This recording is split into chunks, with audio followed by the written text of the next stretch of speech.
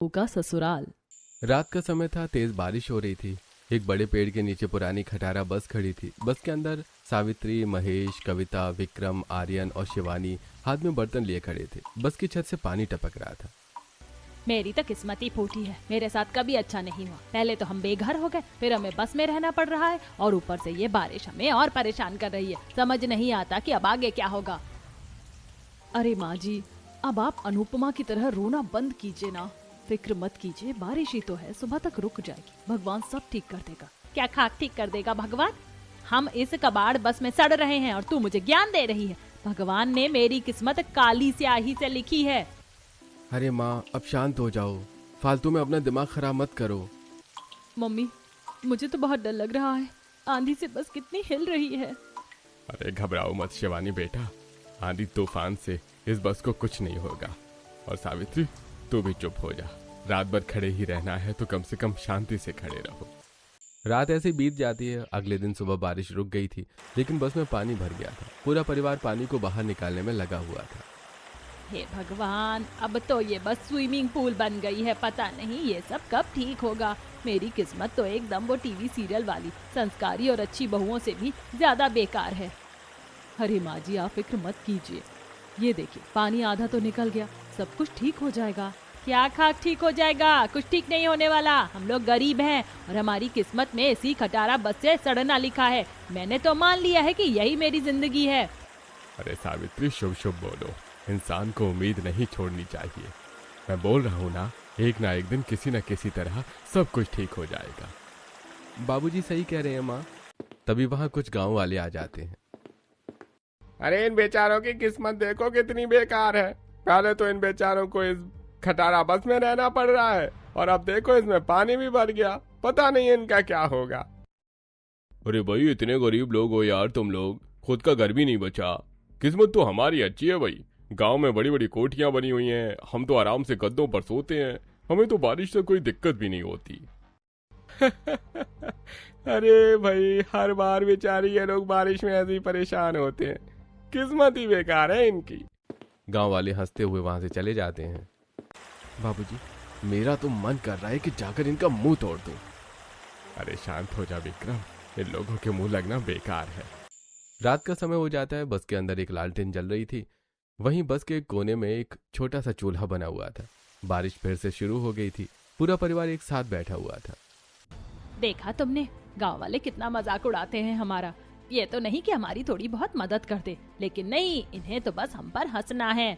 अरे सावित्री, ये लोग नहीं समझते हमारी मजबूरी। कोई बात नहीं, रहने देते हैं। हमें क्या करना है इन लोगों से? इन लोगों के मुंह लगना भी बेकार है। माँ जी, मेरी बात सुनिए। आर्यन जी अब बड़े हो गए हैं, उनकी उम्र भी निकलती जा रही है। देर हुई तो अच्छी लड़की मिलना मुश्किल हो जाएगा। हाँ भाभी, भैया तो वैसे भी स्मार्ट लगते हैं और वैसे भी अच्छा खासा तो काम कर ही लेते हैं देवर जी, शहर के होटल में जाकर। अब इनकी शादी कर देते हैं। अगर घर में एक नई बहू आ जाएगी ना, तो शायद उसके आने से सब कुछ अच्छा हो जाए। अरे तेरा दिमाग घुटनों में है क्या? क्या ठीक हो जाएगा? अरे वैसे ही तो हम लोगों के पास रहने के लिए जगह नहीं है, और एक और बहू आ गई तो वो कहाँ रहेगी? बात तो सही है कविता, बहू रहेगी कहाँ? सुन कविता, कौन सी अंधी लड़की इस खटारा बस में आने की बात मानेगी? कोई भिखारी भी अपनी बेटी ना दे। कोई शादी वादी नहीं हो रही आर्यन की। नहीं सावित्री, शादी तो करनी ही होगी बेटे की। अब उसकी उम्र हो गई है, अब हमें उसकी शादी करनी ही होगी। तभी आर्यन वहां आता है, जो कि अभी अभी काम से लौटा था। उसने सब कुछ सुन लिया था। अरे आप लोग बेफालतू में परेशान हो रहे हैं। मैंने तो खुद ही अपने लिए लड़की चुन ली है। क्या बोल रहा है तू? हाँ माँ, लड़की अच्छे परिवार से है। उसका परिवार बहुत अमीर है, लेकिन वो मुझसे शादी करने के लिए तैयार है। हम एक दूसरे से प्यार करते हैं माँ।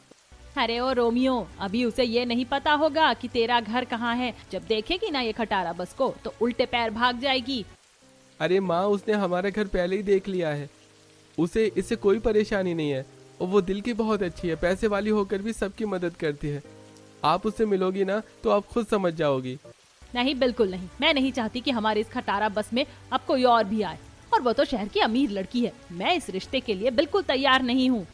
अरे सावित्री, जब हमारे बेटे ने बोल दिया है कि लड़की अच्छी है, तो फिर क्या दिक्कत है?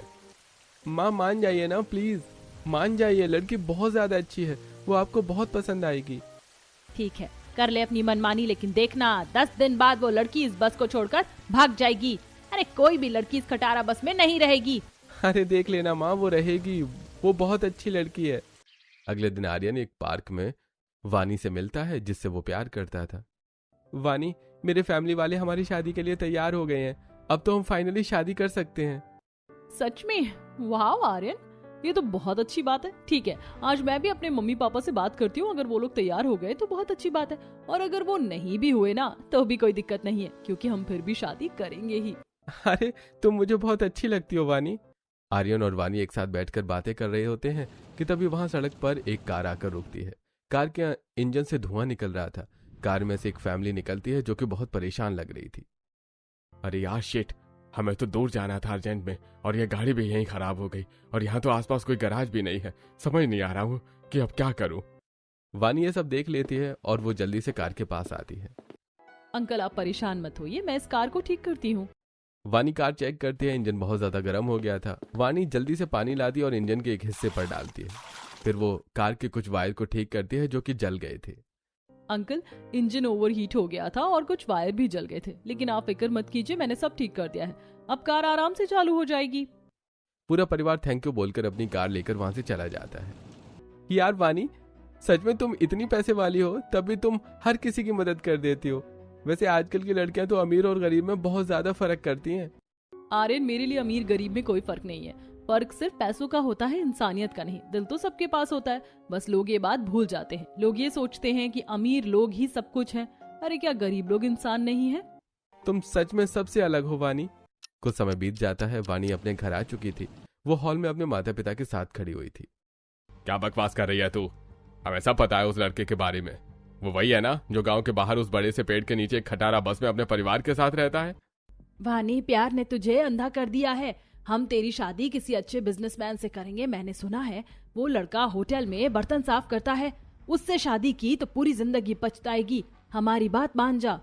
नहीं मम्मी, मैं शादी करूंगी तो सिर्फ आर्यन से ही करूंगी। मुझे उसके पैसों से नहीं, उससे प्यार है। ठीक है, कर ले अपनी मनमानी, लेकिन एक बात कान खोल कर सुन ले। जिस दिन तुझे अपनी इस गलती का एहसास होगा ना, तो रोते हुए यहीं पर वापस आएगी। अरे तूने बचपन से आलीशान जिंदगी जी है, तो उस खटारा बस में एक रात भी नहीं गुजार पाएगी। आप लोग देख लेना, मुझे कोई परेशानी नहीं आएगी, मैं वहीं खुश रहूंगी। अगले दिन वानी एक बड़े होटल में अपनी दो सहेली रिया और नेहा से मिलती है। यार वानी, तू सच में उस बस वाले लड़के से शादी करिए। मान जा यार, मत करिए बेवकूफी। वो लड़का गरीब है, तेरी जिंदगी बर्बाद हो जाएगी। हाँ यार, देख हमारे मम्मी पापा हमारी शादी बिजनेसमैन लड़कों से करवा रहे हैं, तो वो उस लड़के से शादी करेगी तो हमेशा दुखी रहेगी। यार तुम लोगों ने क्या अमीर गरीब लगा रखा है। मैं आर्यन से प्यार करती हूँ, और वैसे भी वो कोई भीख थोड़ी मांगता है, मेहनत का खाता है, होटल में काम करता है। हाँ, वो लोग बस में रहते हैं तो उसका मतलब ये थोड़ी है कि वो लोग बेकार है। मैं तो आर्यन से ही शादी करूंगी। देखना वानी, तू बहुत पछताएगी। तुम लोगों से बात करना ही बेकार है। मैं तो तुम्हें खुशखबरी देने आई थी, लेकिन तुम लोगों की सोच बहुत छोटी है। बाय।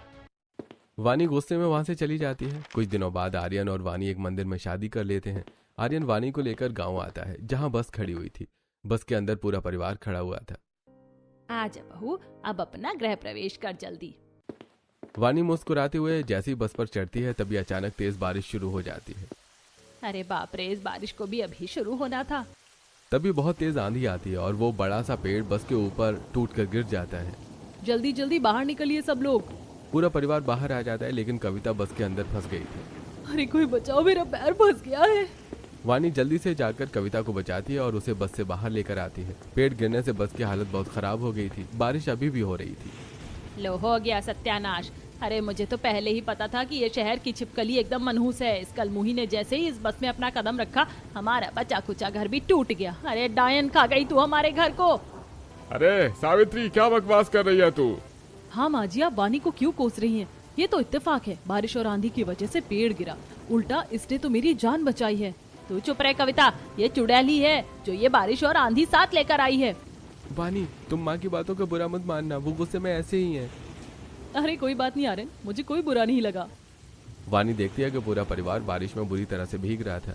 तभी वानी की नजर पास में पड़ी एक बहुत बड़ी पॉलीथिन पर पड़ती है। वानी जल्दी से उस पॉलीथिन और लकड़ियों का इस्तेमाल करके एक टेंट तैयार करती है। बाबूजी, आप लोग इसके नीचे आकर बैठ जाइए, यहाँ पानी नहीं आएगा। पूरा परिवार टेंट के अंदर आकर बैठ जाता है। सब थोड़ी देर बाद सो जाते हैं। वानी देखती है कि पॉलीथिन के बीच में पानी इकट्ठा हो रहा है। वानी जल्दी से एक लंबा डंडा लेती है और पॉलीथिन के ठीक बीच में लगा देती है, जिससे पॉलीथिन ऊपर उठ जाती है और पॉलीथिन के ऊपर पानी इकट्ठा नहीं होता। वानी पूरी रात डंडा लेकर खड़ी रहती है। अगली सुबह सब उठते हैं। अरे वानी, तुम पूरी रात ये डंडा ऐसे ही पकड़े खड़ी रही? बाप रे, तुम तो सच में बहुत अच्छी हो यार। वानी बहू, तुम सच में बहुत अच्छी हो। अरे काहे की अच्छी? अरे वो तो कलमुही है, करमजली है, जल कुकड़ी है। ये सब इसी की वजह से तो हुआ है। ये मनहूस ना आती ना ये पेड़ गिरता।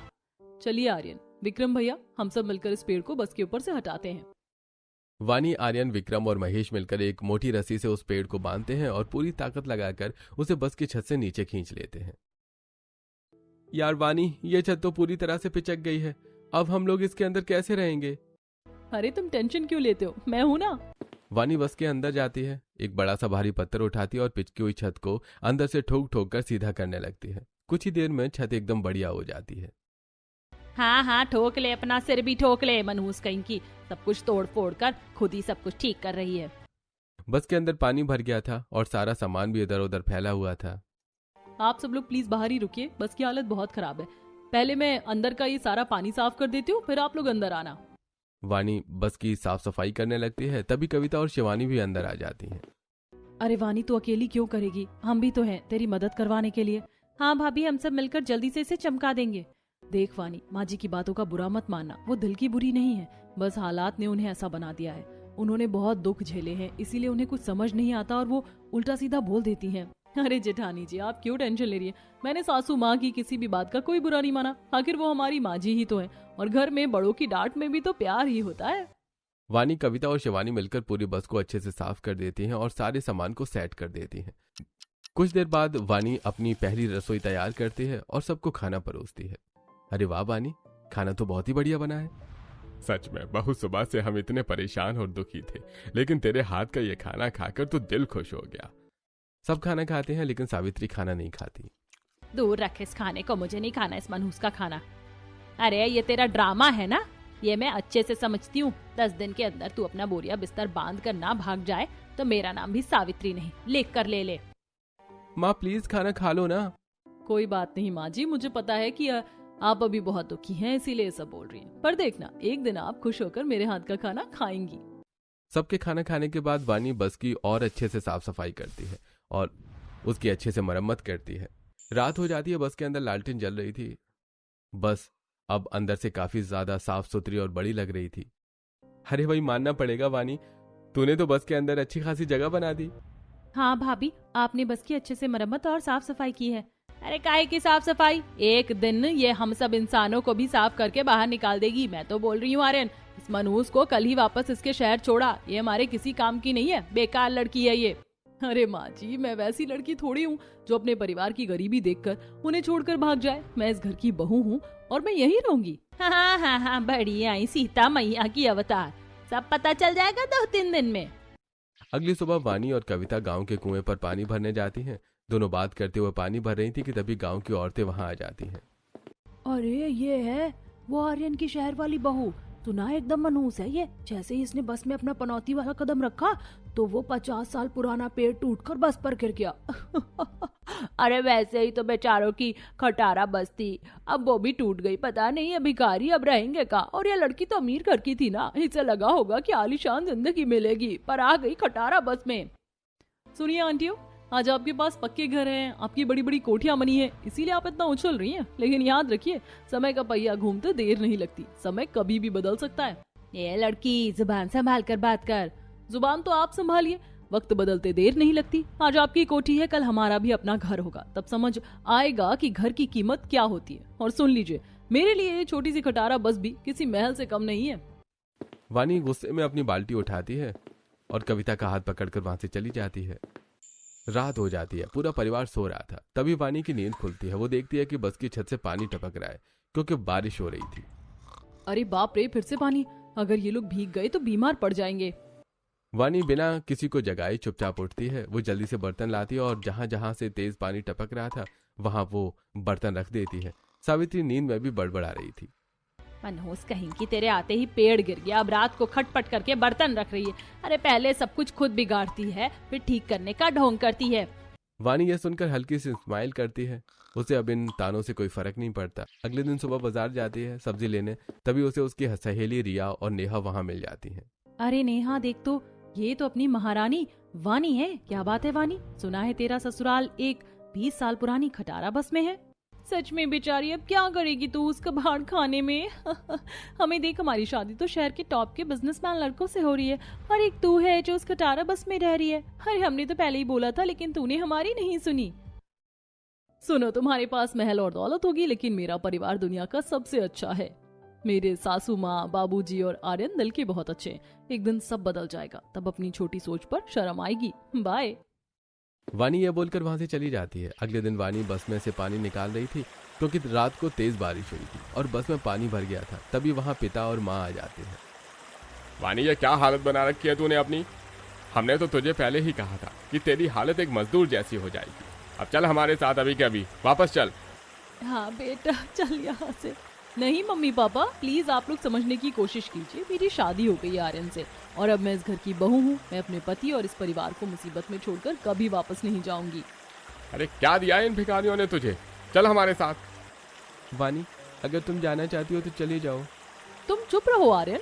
पापा, मैं कहीं नहीं जा रही, आप लोग प्लीज यहाँ से जाइए। वानी के माता पिता उसे समझाते हैं लेकिन वो उनके साथ नहीं जाती। फिर वो दोनों वहां से चले जाते हैं। चलो शुक्र है ये मनहूस गई नहीं। अगर अपने मायके वालों के साथ भाग जाती तो पूरे गांव में मेरी नाक कट जाती, और वैसे भी अगर ये चली जाती तो मुझे कोई फर्क नहीं पड़ता। ये तो है ही मनहूस। रात का समय हो जाता है। तेज बारिश हो रही थी। सावित्री की तबीयत खराब थी, वो लेटी हुई थी।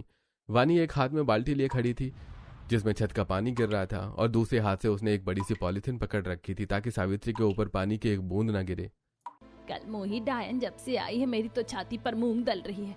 इस मनहूस की वजह से ये बारिश आ रही है। डायन ने हमारा घर उजाड़ दिया। जल कुकड़ी। गालियां ही तो दे रही हैं, देने दो, है तो मेरी माँ जी ही ना।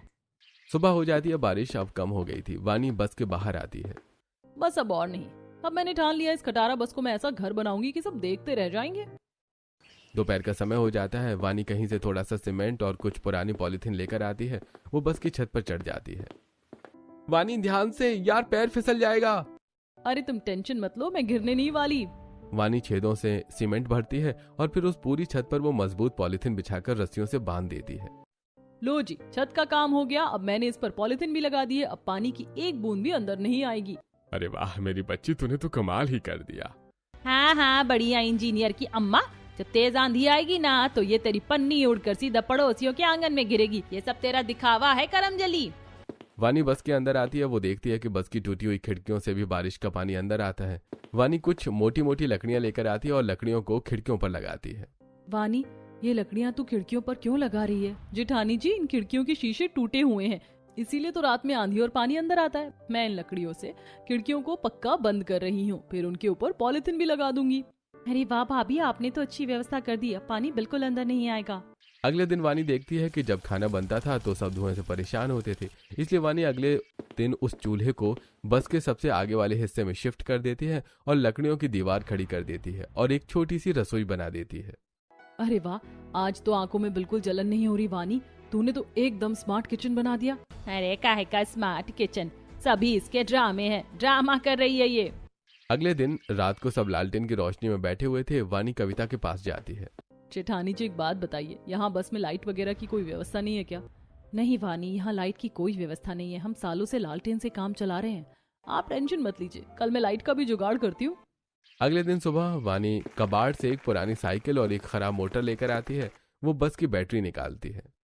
वानी, ये तू साइकिल और बस की बैटरी का क्या कर रही है? हमारा अपना खुद का देसी इन्वर्टर तैयार कर रही हूँ आर्यन। जब हम इस साइकिल के पैडल मारेंगे तो मोटर घूमेगी और उस मोटर से ये बैटरी चार्ज होगी। देखना, आज रात हमारी बस में लाइट जलेगी। वानी साइकिल पर बैठकर तेज तेज पैडल मारने लगती है। कुछ देर बाद वो थक जाती है। तू हट वानी, अब मेरी बारी।